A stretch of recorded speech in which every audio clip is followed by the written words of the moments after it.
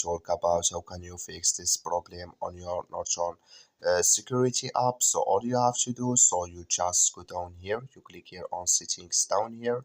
So then it's going to take you to this list here. Then all you have to do, so you just go down here, you keep going down, then you click here on apps. So then it's going to take you to apps list here, and here can you looking for Norton security app, or just click here on search, then add it here. So it's going to show for you like this. You click on it, then it's going to take you to this list here. You just click here on force stop, then you click on OK. So then you go down, you click here on storage, then you click here on clear cache. Then all you have to do now, so you just go to your Play Store. So you go to your Play Store here, click on your Play Store, and here you search for Norton security app, then you will find here updates. Just you click on it, then it's going to work with you.